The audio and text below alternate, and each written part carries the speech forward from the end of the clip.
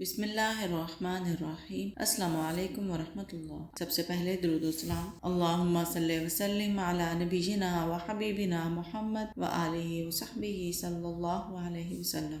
قوم عاد کی ہلاکت کے بعد قوم سمود آئی۔ حضرت صالح علیہ السلام کی قوم کو قوم سمود بھی کہا جاتا ہے۔ یہ قوم برائی میں مبتلا تھی، بتوں کی پوجا کرتی تھی، گناہوں میں مبتلا تھی۔ حضرت صالح علیہ السلام نے بھی اپنی قوم کو ہود علیہ السلام کی طرح نصیحت کی، لیکن انہوں نے بھی کفر کیا جس طرح قوم عاد نے کیا تھا۔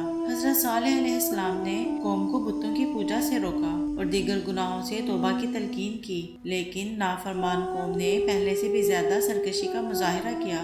سورہ ہود میں ارشاد باری تعالیٰ ہے، اور سمود کی طرف ان کے بھائی صالح کو بھیجا۔ انہوں نے کہا، اے میری قوم، اللہ ہی کی عبادت کرو، اس کے سوا تمہارا کوئی معبود نہیں۔ اس نے تم کو زمین سے پیدا کیا اور اس میں آباد کیا، سو اس سے مغفرت مانگو اور اس کے آگے توبہ کرو۔ بے شک میرا پروردگار نزدیک بھی ہے اور دعا کا قبول کرنے والا بھی ہے۔ انہوں نے کہا، کیا تم ہم کو ان چیزوں کے پوجنے سے منع کرتے ہو جن کو ہمارے بزرگ پوجتے آئے ہیں، اور جس بات کی طرف تم ہمیں بلاتے ہو اس میں ہمیں شبہ ہے۔ انہوں نے کہا، اے قوم، بھلا دیکھو تو، اگر میں اپنی رب کی طرف سے کھلی دلیل پر ہوں اور اس نے مجھے اپنے ہاتھ سے نبوت کی نعمت بخشی، پھر اگر میں اللہ کی نافرمانی کروں تو اس کے سامنے میری کون مدد کرے گا؟ حضرت صالح علیہ السلام نے انہیں بہت سمجھایا، ڈرایا بھی۔ سمجھاتے سمجھاتے تھک گئے تو قوم نے کہا، کوئی بڑی نشانی دکھائیں۔ حضرت صالح علیہ السلام نے انہیں سمجھایا کہ جب اللہ کوئی نشانی دکھاتا ہے نا تو پھر مہلت نہیں دیتا۔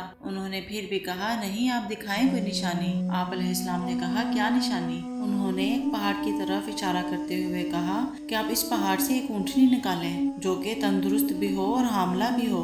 حضرت صالح علیہ السلام نے فرمایا، اگر میں مطالبہ اسی انداز سے پورا کر دوں جیسے تم نے کہا ہے تو کیا تم واقعی اس دین پر ایمان لے آؤ گے جو میں لایا ہوں؟ انہوں نے کہا، ہاں، ہم تجھ پر ایمان لے آئیں گے اور تیری باتوں کی تصدیق کریں گے۔ تب آپ نے کھڑے ہو کر نماز ادا کی، پھر اللہ تعالیٰ سے دعا کی کہ وہ ان لوگوں کا مطالبہ پورا فرمائے۔ اللہ کے حکم سے وہ چٹان پھٹ گئی اور اس میں سے ایک بہت بڑی حاملہ اونٹنی نکلی جو کہ نہایت خوبصورت تھی، جس میں وہ تمام صفات موجود تھیں جو مطالبہ کرنے والوں نے بیان کی تھیں۔ جب انہوں نے اپنی آنکھوں سے معجزہ ظاہر ہوتے ہوئے دیکھا تو ان میں سے قوم کے کچھ لوگ تو ایمان لے آئے، لیکن باقی سب نے ایمان لانے سے انکار کر دیا، حالانکہ یہ اللہ کی قدرت کی ایک واضح نشانی تھی۔ لیکن پھر صالح علیہ السلام نے اپنی قوم کو سمجھایا کہ اب یہ اللہ کی اونٹنی ہے، اب جب یہ کھائے گی، پانی پیے گی تو تمہارے کسی جانور کو قریب آنے کی اجازت نہیں ہے، چاہے سارا پانی ہی ختم ہو جائے، کیونکہ یہ اللہ نے بہت بڑا معجزہ دکھا دیا ہے۔ تو اب اس اونٹنی کی نسبت اللہ کی طرف ہے، اب اس کا احترام ہوگا۔ وہ اونٹنی سارا دن چرتی اور پانی اتنا پیتی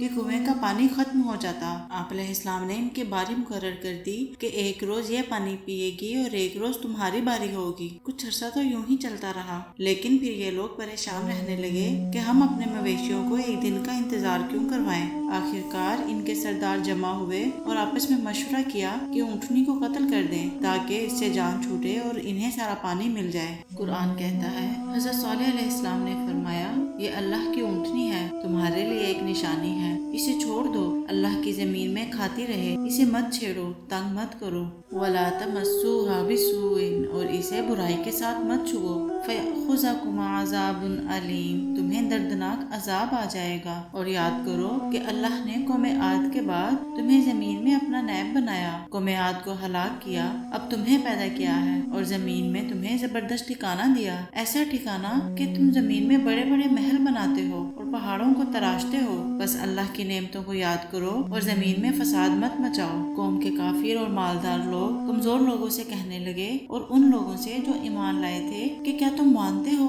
صالح علیہ السلام رب کی طرف سے بھیجے گئے ہیں؟ انہوں نے کہا، ہاں، ہم صالح علیہ السلام کو مانتے ہیں۔ تو متکبر لوگ کہنے لگے، لیکن تم سن لو، جس چیز پر تم ایمان لے کر آئے ہو ہم اس کا انکار کرتے ہیں۔ بالآخر انہوں نے اونٹنی کی ٹانگیں کاٹ ڈالی اور اس کو قتل کر دیا، اور مارنے کے بعد صالح علیہ السلام سے کہتے ہیں، لے آؤ اس عذاب کو جس کا تو ہم سے وعدہ کر رہا ہے۔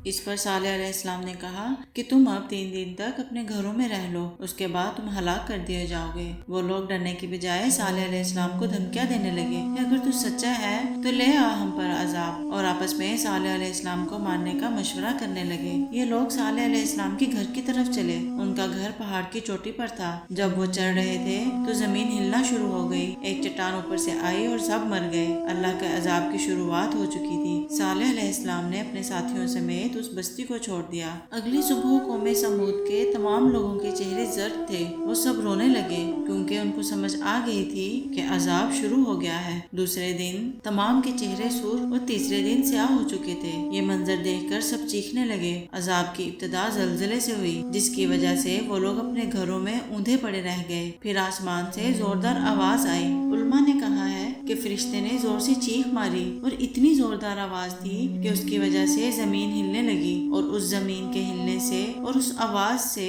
ان کے کلیجے پھٹ گئے، اپنے گھروں میں اوندھے پڑے رہ گئے۔ ساری قوم ہلاک ہو گئی۔ قوم کے ہلاک ہونے کے بعد صالح علیہ السلام نے اس سے پیٹھ پھیری اور قوم سے خطاب کیا اور کہا، اے میری قوم، میں نے تو اپنے رب کا پیغام تم تک صاف صاف پہنچا دیا، اور میں نے تمہاری خیر خواہی چاہی تھی، مگر تم اپنی خیر خواہی کرنے والوں کو پسند نہیں کرتے تھے۔ اس قوم کے آثار آج تک باقی ہیں۔ مدینہ منورہ کے شمال مغرب میں ان کے گھر موجود ہیں۔ اب یہ علاقہ مدائن صالح کے نام سے مشہور ہے۔ سورہ نمل میں اللہ پاک فرماتے ہیں، سو یہ ان کے گھر ہیں جو ان کے ظلم کے سبب سے ویران پڑے ہیں، بے شک اس میں عقل مندوں کے لیے عبرت ہے۔ اللہ نے ان کے گھروں کو نشانی کے طور پر باقی رکھا تاکہ آنے والوں کے دلوں میں کسی بھی قسم کا شک نہ رہے۔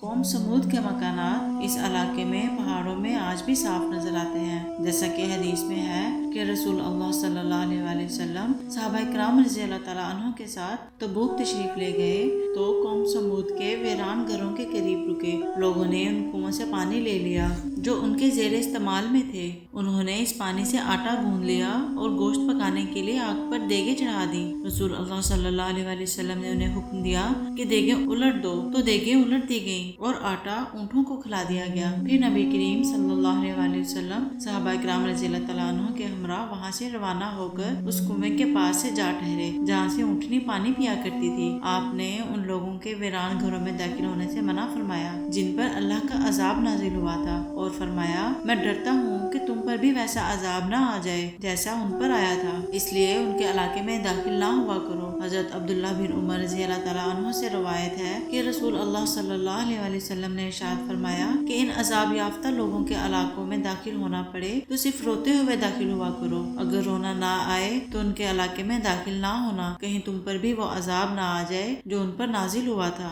حضرت صالح علیہ السلام ایمان لانے والوں کے ساتھ فلسطین کے علاقے رملہ کے قریب آباد ہو گئے اور باقی زندگی وہیں گزاری اور وہیں آپ کی وفات ہوئی۔